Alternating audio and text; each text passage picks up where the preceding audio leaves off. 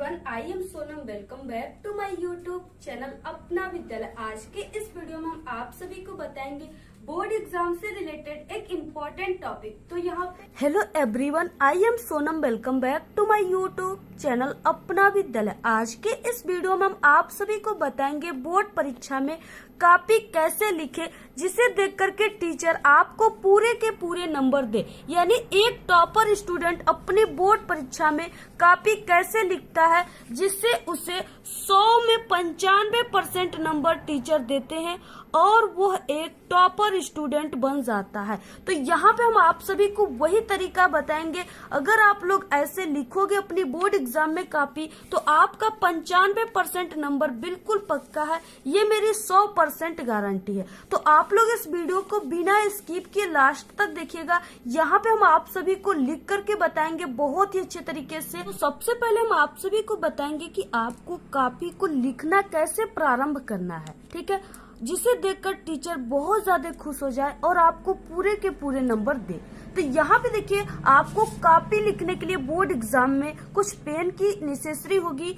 जैसे यहाँ पे आप सभी को, ठीक है, ब्लैक और ब्लू पेन होना चाहिए आपके पास। एक आप सभी के पास स्केल होना चाहिए और इसके अलावा आपके पास एक ब्लैक स्केच होना चाहिए, ठीक है। तो ये रहा बोर्ड एग्जाम की कॉपी। आपको सबसे पहले क्या करना है, ठीक है, यहाँ पे आप सभी को अपना रोल नंबर लिखना है।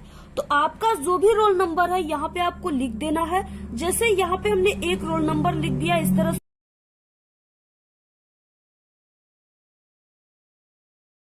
ये क्या है कि 10 अंकों का रोल नंबर है। इसके बाद यहाँ पे, ठीक है, नाम तो आपको लिख देना है।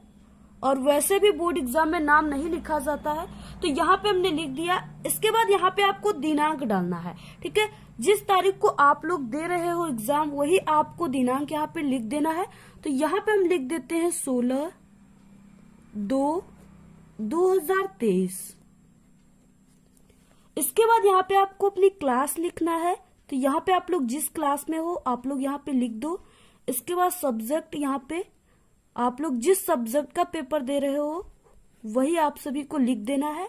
इसके बाद पूर्णांक, तो आपका जो हिंदी है, ठीक है, वो 70 नंबर का है तो यही पूर्णांक आप सभी को यहाँ पे लिख देना। जैसे हम एक टीचर हैं तो आप लोग हमारे तरीके से अगर कॉपी लिखोगे तो हम आप सभी को पहले से ही 70 नंबर दे देते हैं। यानी 70 में 70 आप सभी को मिलेगा अगर आप लोग ऐसा कॉपी लिखोगे तब। तो यहाँ पे देखिए, इसके बाद लिखना यहाँ से प्रारंभ करना है आपको, यानी यहीं से आपको लिखना प्रारंभ कर देना है। तो अब आप सभी को बताएंगे किस तरीके से आपको शुरुआत करना है। टीचर कॉपी में सबसे पहले आपके क्या देखता है और वो खुश होकर पूरे नंबर दे देता है। सबसे पहले आप सभी को यहाँ पे लाइनिंग कर देना है। यहाँ पे आप सभी को पेपर में किसी भी क्वेश्चन को करने से पहले सबसे पहले आप सभी को उस क्वेश्चन का नंबर लिखना है, ठीक है, यानी प्रश्नोत्तर संख्या लिखना है। तो यहाँ पे आपको लिखना है प्रश्नोत्तर संख्या।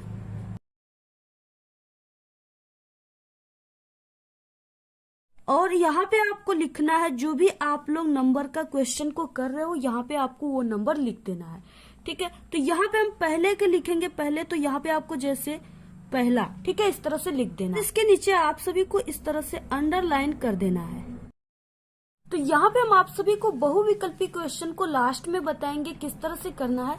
सबसे पहले हम आप सभी को बता दें कि क्वेश्चन वाले जो सब्जेक्टिव क्वेश्चन होते हैं उनको कैसे हल किया जाता है। तो यहाँ पे ये वाला क्वेश्चन, जैसे निम्नलिखित गद्यांशों में से किसी एक गद्यांश के नीचे दिए गए प्रश्नों के उत्तर दीजिए, ठीक है। ये क्वेश्चन 6 नंबर का है। तो आपको किस तरह से इसका आंसर लिखना है जिससे आपको पूरे के पूरे 6 नंबर मिले। तो यहाँ पे देखिए, इसमें 2 गद्यांश है। पहला ये है, इसके बाद दूसरा जो है ये इस साइड में है। आप लोग दोनों में से आपको जो भी बहुत ही अच्छे तरीके से याद है आप लोग उसी को हल कीजिए, ठीक है, उसी के क्वेश्चन के आंसर को लिखिए। अब हम दूसरे वाले को करते हैं, ठीक है, जो कि बहुत मोस्ट इम्पोर्टेंट है। तो यहाँ पे जैसे आप सभी को यहाँ पे लिख देना है प्रश्नोत्तर संख्या पहले का, और यहाँ पे हम ख वाला लिख रहे हैं तो आपको इस तरह से ख लिख देना है। तो यहाँ पे देखिए, हम ख वाला लिख रहे हैं तो यहाँ पे आप सभी को, ठीक है, यानी इस लाइन के इधर आपको ख लिख देना है। इसके बाद यहाँ पे हम गद्यांश को सॉल्व कर रहे हैं सबसे पहले, तो आपको यहाँ पे लिख देना है गद, ठीक है, यानी हिंट्स लिखना है।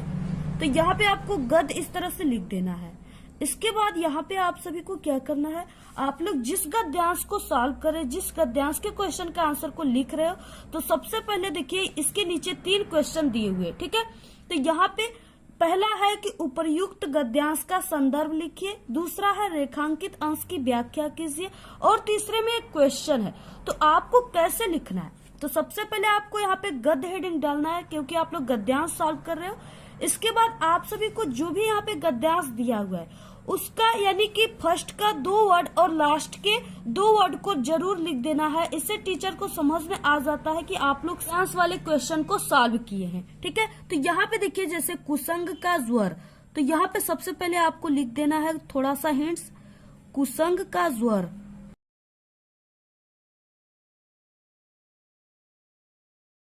इसके बाद आप सभी को इस तरह से डैश डैश करके इसके लास्ट वाले वर्ड यानी उठाती जाएगी लिख देना है, ठीक है।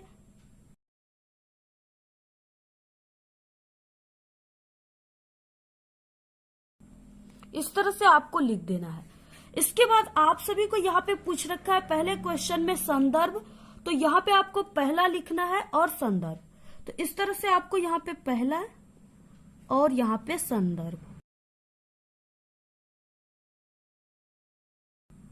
अब इसके बाद देखिए संदर्भ लिखने का सबसे सही तरीका क्या होता है, जिसे देखकर टीचर आपको पूरे के पूरे नंबर देते हैं। देखिए जो संदर्भ है इसमें क्या लिखा जाता है कि ये जो गद्यांश दिया हुआ है ये किस पाठ का है और इसके लेखक कौन है। तो ये देखिए क्लास 10th हिंदी के मित्रता नामक पाठ से है और इनके लेखक आचार्य रामचंद्र शुक्ल है। तो आपको इसको किस तरह से लिखना है, तो यहाँ पे देखिए प्रस्तुत गद्यांश,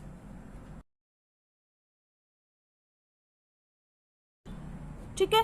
अगर आप लोग पद्यांश को सॉल्व करोगे तो यहाँ पे पद्यांश लिखेंगे, यहाँ पे हम गद्यांश को सॉल्व कर रहे हैं, ठीक है।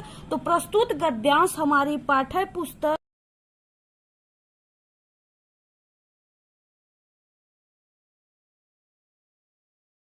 हिंदी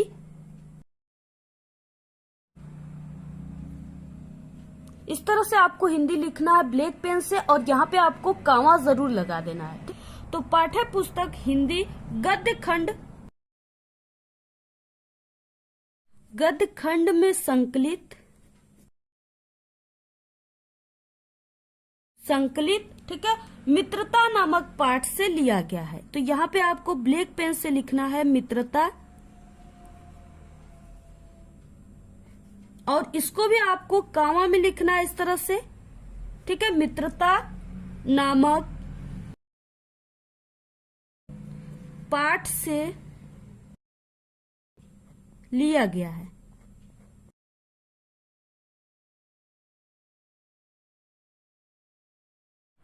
इसके लेखक आचार्य रामचंद्र शुक्ल हैं, ठीक है।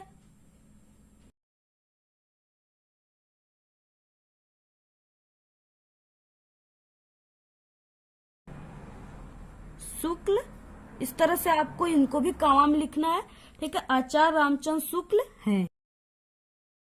इस तरह से आप सभी को अपने बोर्ड एग्जाम में, ठीक है, गद्यांश वाले संदर्भ को इसी तरीके से लिखना है। अगर आप लोग ऐसे लिखते हो तो टीचर आपको पूरे के पूरे 2 नंबर देंगे, ठीक है। यानी इस तरह से आपको ब्लैक पेन का जहाँ पे यूज करना है, यहाँ पे आपको, ठीक है, यानी पाठ का नाम और लेखक के नाम को आपको ब्लैक पेन से ही लिखना है, तभी आपको पूरे नंबर मिलेंगे। इसके बाद इस क्वेश्चन में नेक्स्ट क्वेश्चन है कि रेखांकित अंश की व्याख्या कीजिए, यानी दूसरा नंबर वाला। तो इसका आंसर आप सभी को अब कैसे लिखना है, ठीक है। तो इसका आंसर इस छोटे से लाइन में नहीं हट सकता, तो अब आप सभी को नेक्स्ट पेज से शुरू करना है इसका आंसर लिखना, ठीक है।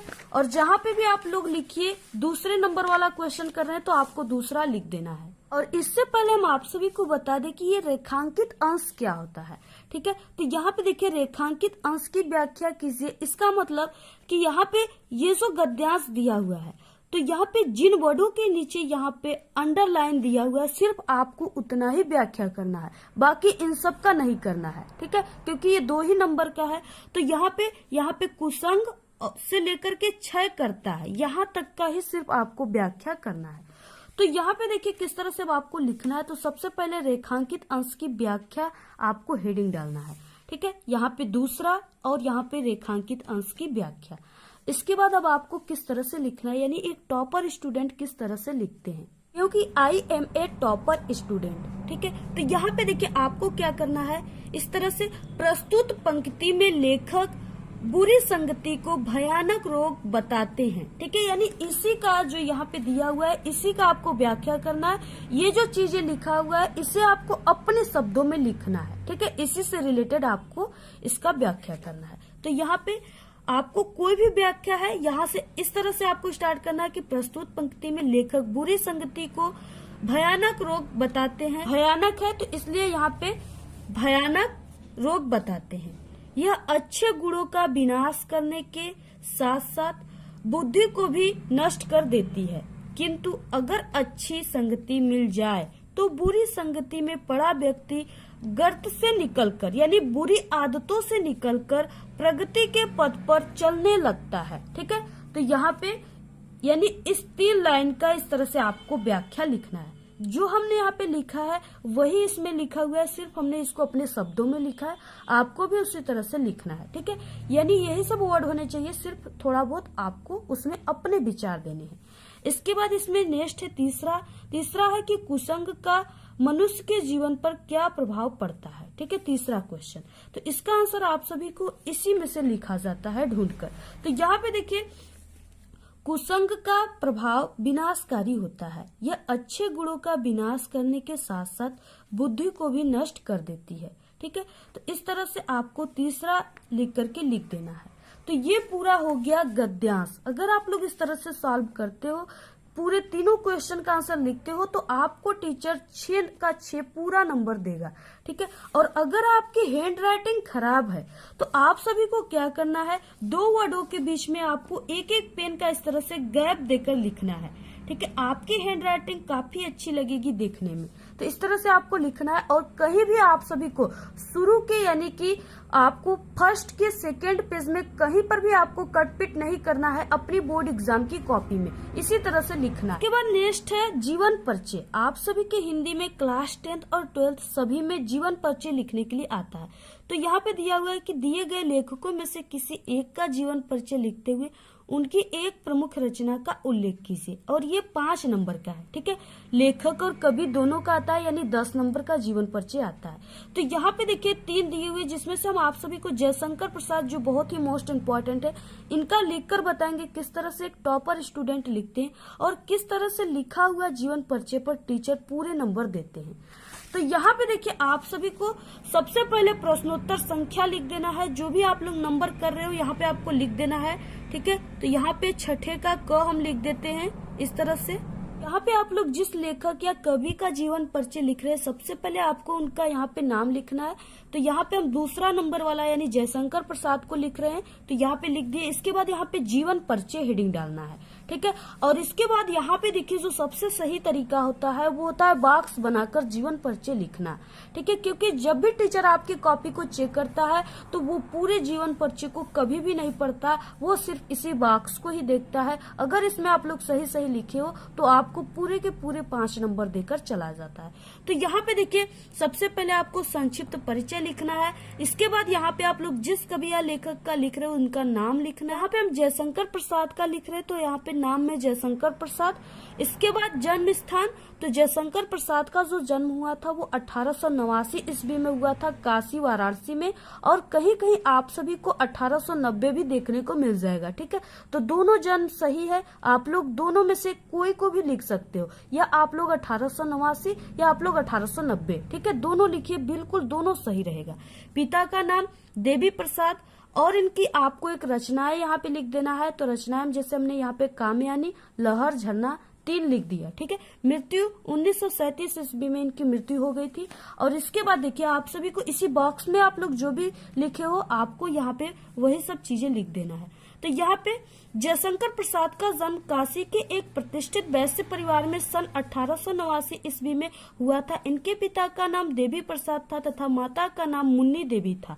ठीक है, और अगर आप लोग बिल्कुल सही सही लिख रहे हो तो आपको यहाँ पे हाइलाइटर का भी यूज कर देना है। ठीक है, इस तरह से अगर आप लोग हाइलाइटर का यूज करोगे तो और भी अच्छा रहेगा, ठीक है, और टीचर और भी अच्छे नंबर आपको देंगे। तो इस तरह से जो भी इम्पोर्टेंट है आप सभी को हाइलाइटर का यूज जरूर कर देना है वहां पे, और आप सभी को ठीक है जो मोस्ट इम्पोर्टेंट है उसको ब्लैक पेन से आपको लिखना है।